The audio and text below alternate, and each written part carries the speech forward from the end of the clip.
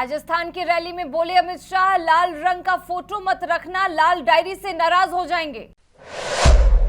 श्रीनगर में बेटे राहुल से मिलने पहुंची सोनिया गांधी, प्रियंका और वाड्रा भी आ सकते हैं झीलों के शहर। रक्षाबंधन पर सीएम योगी का बहनों को तोहफा, रोडवेज बसों में फ्री यात्रा कर सकेंगी महिलाएं। युवाओं को भी 15 लाख टैबलेट के साथ मिलेंगे स्मार्टफोन। इसरो ने चंद्रयान का नया वीडियो किया जारी, चांद पर चहलकदमी करता दिखा रोवर प्रज्ञान। देश में कोरोना के 60 नए मरीज मिले, कोरोना के एक्टिव केस 1500 के पार।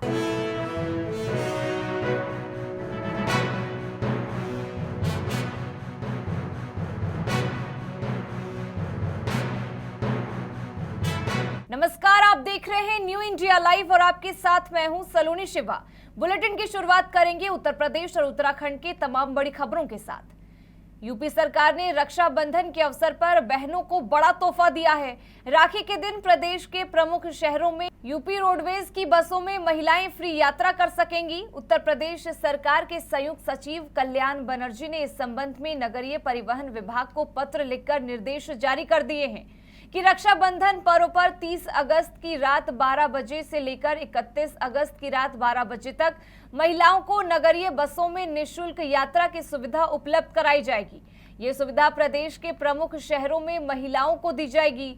इसके तहत महिलाएं नगरीय बसों में निःशुल्क यात्रा कर सकेंगी।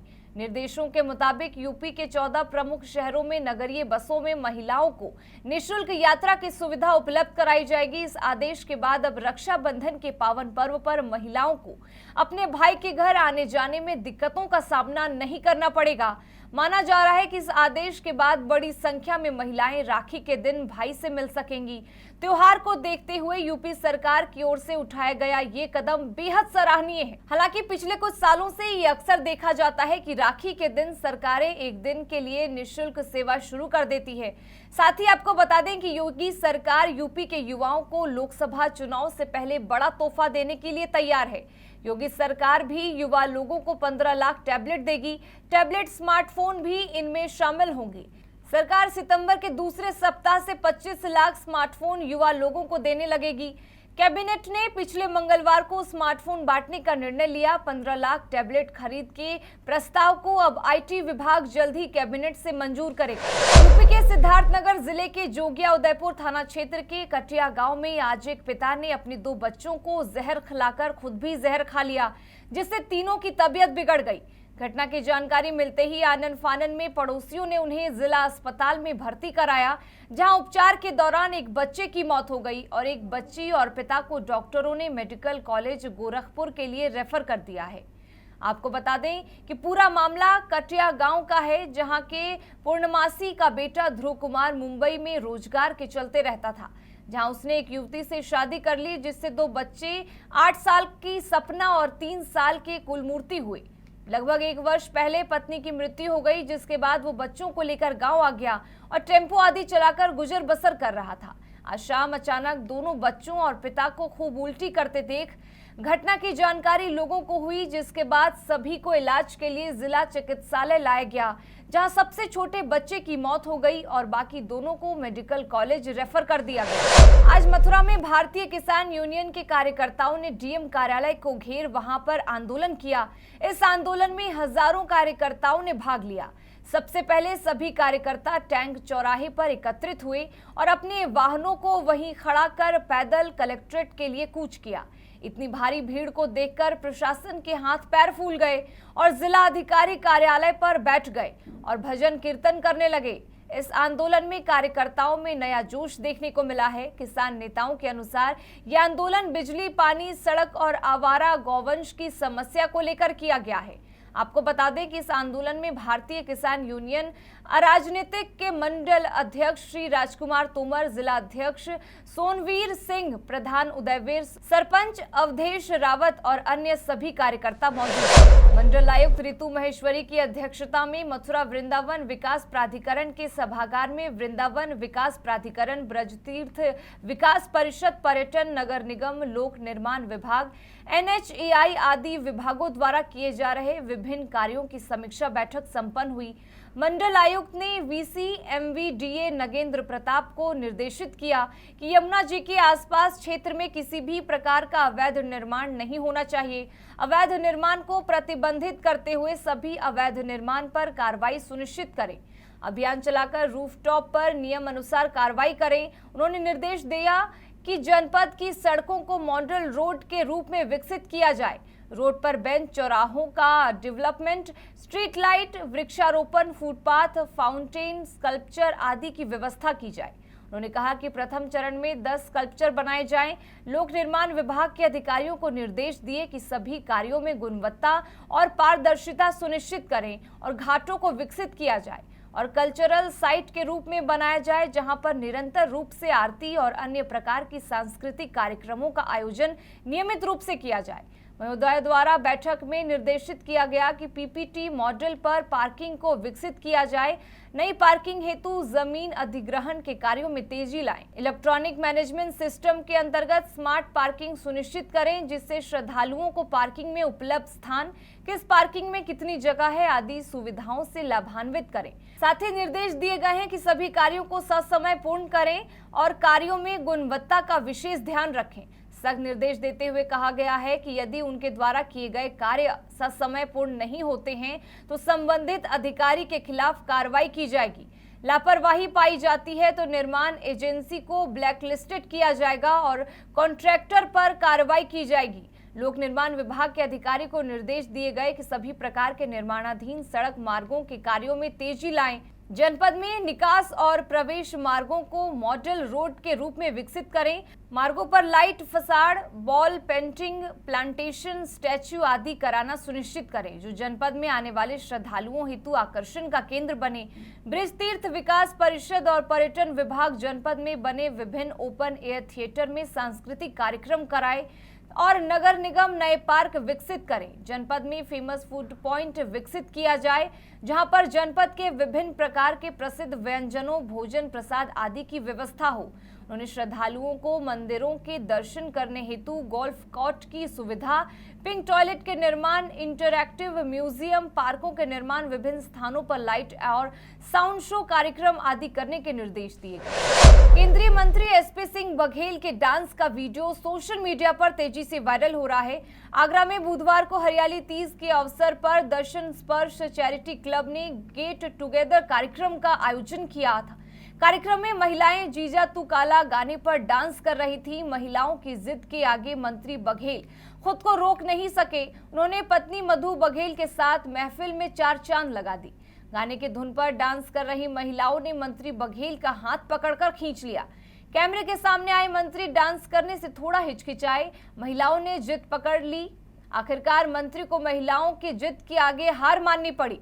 मंत्री ताली बजाकर महिलाओं की हौसला अफजाई करते कदम ताल करने लगे। क्लब के अन्य मेंबर्स ने डांस का वीडियो बनाया। डांस करने के थोड़ी देर बाद मंत्री वापस कुर्सी पर बैठ गए। बता दें कि इससे पहले केंद्रीय मंत्री पत्नी के साथ रैंप पर वॉक भी कर सुर्खियां बटोर चुके हैं। मंत्री डॉग शो में पत्नी संग पहुंचे थे। कार्यक्रम में पत्नी पालतू बिल्ली को लेकर पहुंची थी। उन्होंने पत्नी के साथ रैंप पर वॉक किया था। इसके अलावा एक कार्यक्रम में केंद्रीय मंत्री 80 साल की बुजुर्ग महिला के साथ भी रैंप पर वॉक कर चुके हैं। हरियाली तीज पर होटल पीएल पैलेस में महिलाओं का गेट टुगेदर कार्यक्रम मंत्री के डांस करने की वजह से चर्चित हो गया है। कार्यक्रम में उच्च शिक्षा मंत्री योगेंद्र उपाध्याय की पत्नी भी शामिल है। रक्षाबंधन त्योहार को देखते हुए सिद्धार्थनगर जिले में खाद्य विभाग द्वारा लगातार मिलावटी मिठाइयों की रोकथाम को लेकर छापेमारी की जा रही है। फिर भी मिलावटी मिठाइयों पर विभाग अंकुश नहीं लगा पा रहा है। इसी कड़ी में जिले के नगर पंचायत डुमरियागंज वार्ड नंबर 13 लक्ष्मण नगर स्थित शिवम मिठाई ट्रेडर्स कारखाने पर खाद्य विभाग अधिकारियों द्वारा छापेमारी की गई, जहां साफ सफाई न होने पर अधिकारियों द्वारा नाराजगी जाहिर की गई और मिठाइयां बनाने में पामुली रिफाइंड तेल पाया गया। इस दौरान बर्फी, कलाकंद और पामुली रिफाइंड तेल का सैंपल जांच के लिए लिया गया। मिलावटी मिठाइयों को लेकर जब खाद्य विभाग के अधिकारी गिरजेश कुमार दुबे से मिलावटी मिठाइयों के रोकथाम को लेकर सवाल किया गया तो उनका कहना था कि इस बारे में जनता को जागरूक होना चाहिए कि वह मिलावटी मिठाइयां न खरीदे। वहीं जब जांच के बाद ही पता चलता है कि मिठाई मिलावटी है कि सही है, तो आखिर आम जनता कैसे जान पाएगी कि मिठाई मिलावटी है या सही है, जिस पर सवाल करने पर अधिकारी जवाब देने से बचते नजर आए। इस दौरान अधिकारी ने और क्या कुछ जानकारी दी, आइए आपको सुनाते हैं। कमियां पाई गई। हाँ, कमियों में जो है इन्होंने रिफाइंड का प्रयोग करते हुए सूजी और मिल्क पाउडर बनाते हुए मिठाई पाई गई है, जिस वजह से 4 नमूने सबमिट किए जा रहे हैं। लगातार छापेमारी छोटी मिठाइयों पर लगाम नहीं लग रहा है, इस बारे में क्या कहेंगे? अब इसमें कि जब तक जनता जागरूक नहीं होगी और उस मिलावटी मिठाइयों का बहिष्कार नहीं करेगी, तब तक इसमें रोक लगाया जाना संभव नहीं है। खबर कन्नौज से है, जहां डीएम शुभ्रांत कुमार शुक्ला एसपी अमित कुमार आनंद के साथ सदर कोतवाली पहुंचे, जहां थाना समाधान दिवस में आई शिकायतों का निपटारा किया गया। साथ ही इस दौरान कई बार आ चुके फरियादियों की सुनवाई न होने पर नाराजगी भी जताई गई। बता दें कि कई शिकायतों का दोनों अफसरों ने मौके पर ही निपटारा करवा दिया। इस दौरान राजस्व संबंधित शिकायतों को 48 घंटों में निपटाने के निर्देश भी दिए गए हैं। डीएम और एसपी के समाधान दिवस में पहुंचने को लेकर सारी व्यवस्थाएं चाक चौबंद तरीके से की गई थी। समाधान दिवस पे हम लोग ये प्रयास कर रहे हैं, हमारे एसपी साहब भी काफ़ी ड्यूटी ले रहे हैं, ये प्रयास कर रहे हैं कि जो आ रहे हैं हम लोग इनका यहाँ पे परीक्षण करते हैं। परीक्षण करने के बाद जिन मामलों में हमें लगता है कि मौके पे टीम भेज के उसका तत्काल समाधान कराया जाना आवश्यक है, फिर उसमें राजस्व विभाग से और पुलिस से सक्षम स्तर के अधिकारी कर्मचारी जाते हैं, वहीं पे समाधान करा के और तब वापस आते हैं। तो एक ये प्रयास किया गया है कि सही दिशा में लोगों को हल कराने का हम लोग प्रयास कर रहे हैं, इससे बहुत ही अच्छा रिस्पॉन्स मिल रहा है। खबर आगरा से है, जहां जंगली जानवर तेंदुए का आतंक लगातार बढ़ता जा रहा है। तेंदुए के आतंक से ग्रामीणों में दहशत का माहौल है। ताजा मामला चंबल के बीहड़ से सटे गांव का है, जहां एक सप्ताह के अंदर भर में दर्जनों पशुओं को तेंदुओं ने शिकार बनाया है, जिसके बाद सूचना पर पहुंची वन विभाग की टीम ने तेंदुए को पकड़ने के लिए पिंजरा लगाया। वहीं तेंदुए की तलाश में ग्रामीणों की मदद से वन विभाग की बीहड़ में कॉम्बिंग लगातार जारी है। पूरा मामला थाना मनसुखपुरा क्षेत्र के गांव अंतर्गत गांव पलोखरा सहित आसपास के गांव का बताया जा रहा है। साल 2024 में प्रस्तावित लोकसभा चुनाव की तैयारियों में जिला प्रशासन जुट गया है। तैयारियों को लेकर डीएम ने बैठक की, मतदेय स्थल संभाजन की समीक्षा भी की। बैठक कलेक्ट्रेट सभागार में विभागीय अफसरों के साथ हुई। बता दें कि इस दौरान डीएम शुभ्रांत कुमार शुक्ला बोले, मतदाता आई कार्ड का समय से वितरण होना चाहिए, साथ ही जेंडर रेशियो पर भी ध्यान देने के निर्देश डीएम ने दिए हैं। वहीं स्मार्ट राशन दुकानों और पशुचर भूमि को लेकर भी निर्देश दिए गए। खबर कुशीनगर से है, जहां रामकोला थाना क्षेत्र के कुसमहा के टोला पनवलिया के पास ईंट से लदी ट्रैक्टर ट्रॉली की ठोकर से 58 वर्षीय महिला की मौत हो गई है, जिसके बाद पुलिस को घटना की जानकारी दी गई। जानकारी के बाद पुलिस मौके पर पहुंची, जिसके बाद शव को पोस्टमार्टम के लिए भेज दिया गया है। बताया जा रहा है कि मृतक महिला रामकोला थाना क्षेत्र के गांव मोरवन की रहने वाली थी। आपको बता दें कि पुलिस घटना स्थल से ट्रैक्टर ट्रॉली को कब्जे में लेकर आगे की कार्रवाई में जुट गई है। एक तरफ सरकार अवैध अस्पतालों पर लगाम लगा रही है, तो वहीं जनपद में बिना रजिस्टर्ड बड़े बड़े डिग्री धारक चिकित्सकों का नाम प्लेट लगा अस्पताल खोले झोला छाप डॉक्टर लगातार मौत बांट रहे हैं। मामला जनपद के रामकोला थाना क्षेत्र का है, पर साई हॉस्पिटल के नाम के बड़े बड़े बोर्ड लगा हॉस्पिटल खुला है, जिसमें चंद्रपुर गांव की रहने वाली 45 साल की दुर्गावती देवी, जिसके पेट में दर्द की शिकायत थी, उसे लेकर परिजन इस अस्पताल पहुंचे तो अस्पताल में बैठे कर्मी डॉक्टर का चोला पहनकर महिला का इलाज करना शुरू कर दिया और उन्होंने बताया कि पेट में और पित्त की थैली में पथरी है, जिस वजह से दर्द हो रहा है, ऑपरेशन कर दिया जाएगा तो ठीक हो जाएगा। जिसके बाद परिजन अस्पताल से दवा लेकर घर चले गए। वहीं एक सप्ताह के बाद अस्पताल संचालक बार बार फोन कर ऑपरेशन करने के लिए बुलाने लगा, जिसके बाद किसी तरह परिजन पैसे का इंतजाम कर अस्पताल आए, जिसके बाद महिला का ऑपरेशन किया गया। लेकिन घर ले जाने के 15 दिन बाद भी महिला दर्द से कराहती रही, तो परिजन दोबारा अस्पताल लेकर आए, जहां डॉक्टरों ने दर्द की दवा खिलाने की सलाह देकर अस्पताल से भगा दिया। वहीं घर ले जाने के बाद महिला की घर पर मौत हो गई। महिला की मौत के बाद परिजन शव लेकर अस्पताल पहुंचे, जहां अस्पताल के सामने शव रखकर हंगामा करने लगे। घटना की सूचना पर रामकोला पुलिस पहुंची और शव को थाने लाई, जहां पंचनामा बनाने के बाद पोस्टमार्टम के लिए भेज दिया गया। वहीं जांच के बाद अस्पताल को सील कर दिया गया है। वहीं पुलिस आगे की कार्रवाई में जुट गई है। यही मामला हुआ था इनके पास। मेरी बहन आई दवा कराने, ऑपरेशन करवाना था उसका। उसके पीठ में पथरी था और बच्चेदानी में सूजन था, तो आई थी ऑपरेशन करवाने। तो ये कागज रख लिए और वो आई तो बोतल वोतल चढ़ाए और दवा हुआ। उसके बाद से कागज रख लिए, बार बार इसको फ़ोन करके बुला रहे थे, आओ ऑपरेशन कराना है, आओ ऑपरेशन करा। दिन भर में 10 बार फ़ोन करते थे। जब ये आई ऑपरेशन करवाने तो इसको भर्ती कर लिए। उसके बाद ऑपरेशन किए हैं तो इसके पीठ में पथरी था और बच्चेदानी का। तो ये बच्चेदानी का ऑपरेशन नहीं किए और पीठ के किए हैं, तो ना ही पीठ निकाले और ना ही पथरी निकाले। खबर उत्तर प्रदेश के अमरोहा से है, जहां हसनपुर कोतवाली पुलिस ने 18 दिन पहले हुई चोरी का खुलासा किया है।